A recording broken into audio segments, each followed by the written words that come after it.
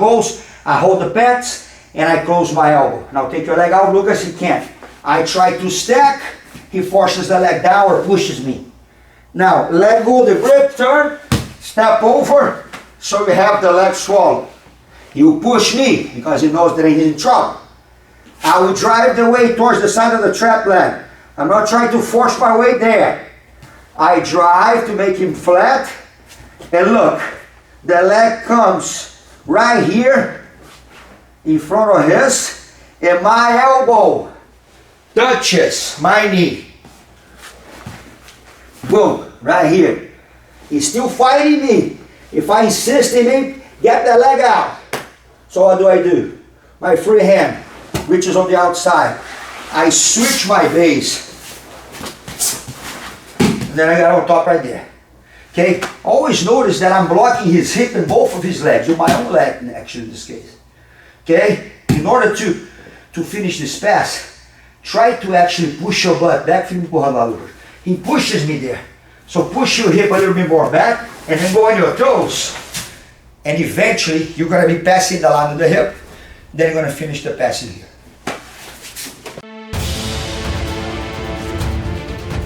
Alright guys, being new school doesn't necessarily mean that you're going to be opening the guard all the time. You're just going to be already with the legs spread open and work from there. It's not necessarily the case. A lot of the new school guys start in close guard and they try to set up a lot of their attacks from the close guard. And if you notice, a lot of times, a lot of the things they do are really based on grips, which is common and intelligent. Okay. Pretty much what I'm trying to do is to take away the ability of the person on bottom to utilize their hands in a smart way, by even sometimes offering a lapel, or sometimes doing like a really tight grip on the collar or on the sleeves, or sometimes addressing the hand on the pants, or having the hand on the ankle to make a hook. I mean, there's an infinite kind of possibilities. So what I'm showing now is something that I really like, and I started to do that. I mean, I didn't invent that. I saw other people doing it, but I started to do that because I was really a prey. I always fell prey to that lumberjack sweep. When people switch the grip and then stand up, they bump and fall on the mount. Either that or the omoplata. They used to get me an omoplata all the time. And then sometimes when I finally could stand up and open, they already put in like a deep de la riva, reverse de la riva. So it was always a pain for me to deal with that. But once I started to do this better, I really liked it because it nullified a bunch of the things. So it's pretty much what I like to call the double sleeve top control. Okay? And the cool thing about that is that there's like tons of situations that you can make it happen. Okay? So this is a very no-gi or kind of old school, whatever you want to call it, MMA, vale tudo kind of approach on trying to address the arms to prevent the grip. This is good. A lot of people do this really well, but this is very easy to deal with. There's wrist locks and people go in easy. People like when they're taller than you, they stretch their bodies and they're out and all that. So pretty much I will try to do is that I'll be a little more passive.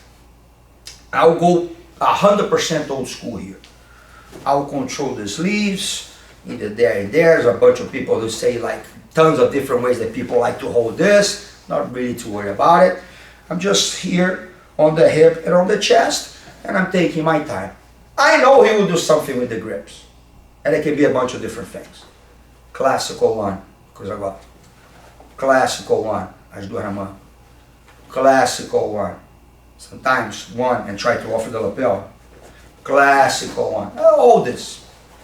So pretty much what I'm doing is that I'm waiting to see how he's going to behave in here.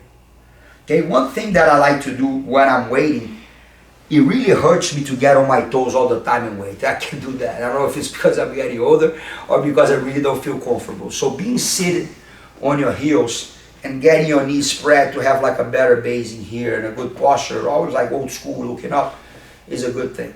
So let's go over a couple of scenarios. Let's say Lucas do the classical hand with the cross grip, but his hand is a little lower.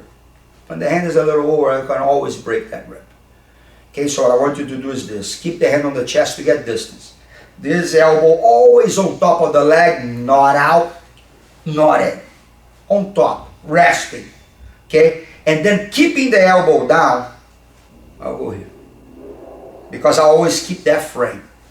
And I also always prevent, I always keep him down. So I always maintain the posture. Okay, so guys, one thing that I really like to do in here is that once I get a hold of the hand, I will try to actually squeeze his thumb. So my hand goes a little higher, I try to squeeze his thumb, like this. Okay, as soon as I squeeze his thumb, the trick is that I will try to keep my elbow and I'll try to turn the wrist a little bit like that.